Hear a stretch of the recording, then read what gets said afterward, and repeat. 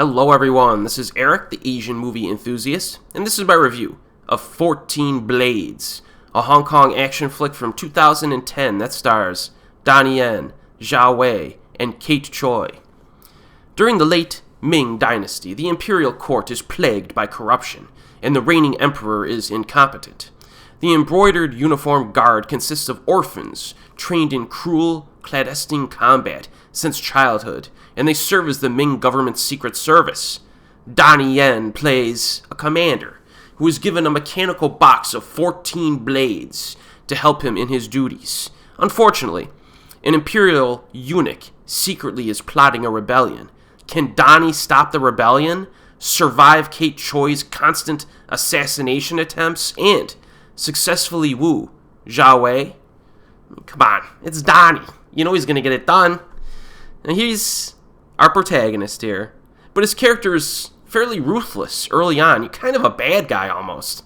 And he's a bit of a jerk throughout the film. At times, he'll put other people in danger, like other protagonists in danger, just so he can accomplish his goals, which are pretty important. And I kind of like that. You know, he's not just like a friendly, mild-mannered good guy. He's got a little bit of gray morality there. 14 Blades was released in a time when Donnie was doing period piece films with reckless abandon. And I remember this time vividly. Just every single year, the dude was doing a period film. Like, every single year. And this was like during the late 2000s to the early 2010s. And I want to say he did like 8 or 9 of them in a row. Like, it was just like all out historical set pieces.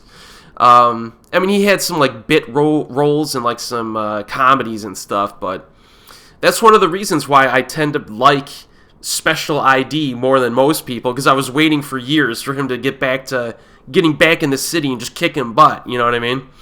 But in any case, he brings his very welcome energy and athleticism to 14 Blades, and he's fun to watch, as usual. Zhao Wei is she has a very kind of laid-back role. Her character is very vulnerable, but there are a few scenes where she successfully adapts to the situation to survive. Kate Choi kind of steals the show in this movie, with a pretty charismatic performance as a deadly badass villainess. She could be described as like an assassin witch with like a snake-like whip and some neat wraith-like movements and abilities. The first time I saw this actress was in the phenomenal film Eye in the Sky. I think that was from 2007. If you have not seen Eye in the Sky, from the Hong Kong movie from 2007, it's awesome. And she was really good in that movie. And that's when she jumped on my radar. Kind of disappointing that her career kind of fizzled out during the 2010s. After she was in this movie, I'm like, all right, she's going to be around for a while. And, I don't know if I really liked her in that much else after this movie, to be honest. But, she does have some acting talent. And so I like the cast in this. Now, in terms of character depth, 14 Blades it's okay. There's nothing especially deep or complex here. I think the actors lift the material, in my opinion. There's a bit of romantic tension, mostly involving Zhao Wei fawning over Donnie's supremely chiseled six-pack. And you'll know when that scene comes up. That scene was made for the ladies in the crowd, I'm sure. But, it's not a super deep film, but it's entertaining. Pacing is good. There is a little bit of a gap in the middle of the film, a lull in the action, I should say, during the middle part. We get a few scuffles in there, but not a whole lot. But again, the character interaction is good enough to keep you going. But there is enough satisfied in this. There's some good stuff near the beginning, and then the final 40 minutes are pretty, they're packed with some good fights. This is a bit of a fantasy swordplay flick, I would call it. Like, the camera work and the fight choreography are pretty good.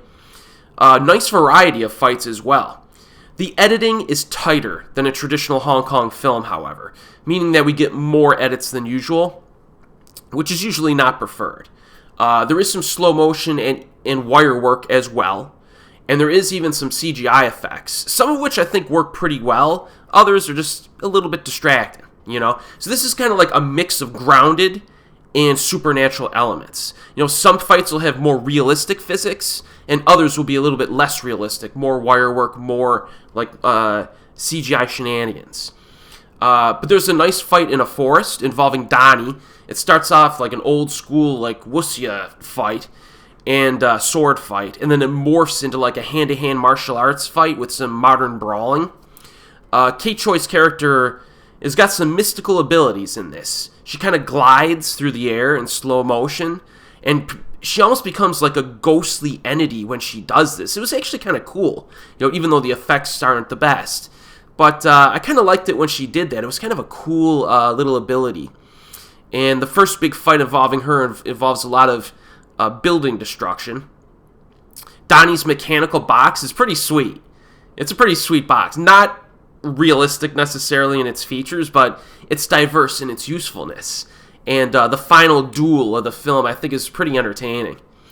Yeah, like I said, the CGI effects occasionally distracting, as is some of the wire work in slow motion, but I do think the physical effects are good here to kind of help balance the film out. And, yeah, I like that. The fighting's good enough in this. This is, 14 Blades, it's not an instant classic or anything, but I think it's sufficiently entertaining. Even though you could pick at it for its flaws. If you need a Donnie Yen fix, it's good. You definitely could do far worse for a Donnie Yen movie, because Donnie's been in some stinkers. So this is, I think this is a good flick for him. Currently available, streaming on Tubi. It's also on DVD and Blu-ray. So if you've seen this one, let me know. I probably like this film maybe a little bit more than the average person, but it'd be nice to see if there were some other fans of it. And as always, I'll see you next time.